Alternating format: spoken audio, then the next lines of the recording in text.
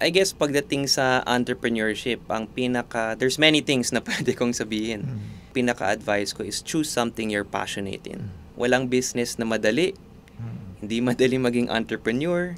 Mawawalan ka ng tulog, you'll wake up early. At the end of the day, you have to do it again tomorrow.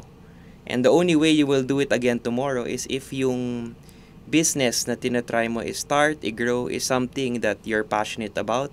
Beyond the financial return, beyond any sort of economic return, it's something you have to be passionate about. To grow a business or start a business, you need to have patience. Matagal po yan. Kung di mo naman minamahal yung ginagawa mo and that type of business, at some point along the way, baka ma-discourage ka dahil talagang napakahirap. But if it's something you're passionate about, kahit anong hirap, gigising ka pa rin sa umaga, laban ulit.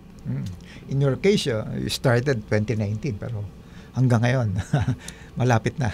Yes po. So, in the early days talagang, di ba, dami nagtatanong sa akin, anong pinagagagawa mo? Renewable energy, konsepto lang yun. Maganda lang mapakinggan yun.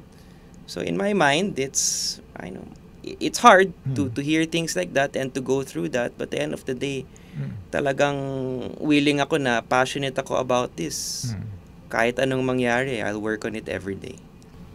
In your previous businesses, have you encountered challenges and how did you manage them?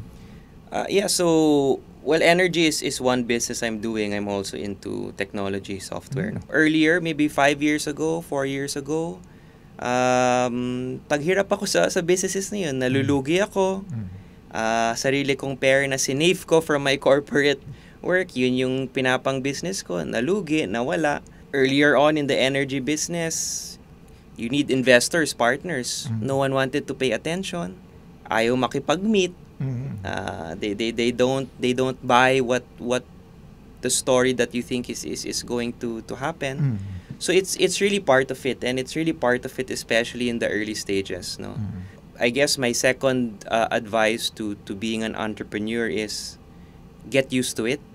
Masanay ka na malungkot, masanay ka na ma-deny kasi mangyayari yon. And then I think it will reach a point na if you're still afloat, that means there's really nothing that can stop you. So it's just a matter of execution from there. The power of an entrepreneur is nasa mental eh. It's 99.9% certain na mahihirapan ka. So you have to be ready na mahirapan ka. And overcoming those challenges, Correct. So, overcoming those challenges, sa tagal, may realize mo, nagka-problem ako last year, na-overcome ko. This year, may problem ulit, na-overcome ko.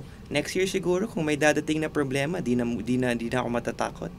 So, it grows, but it takes dedication, patience, and at the end of the day, this is multi-year, ang pagiging entrepreneur. So, kailangan may rason kung ba't ka everyday pinagtatrabaho mo pa rin siya.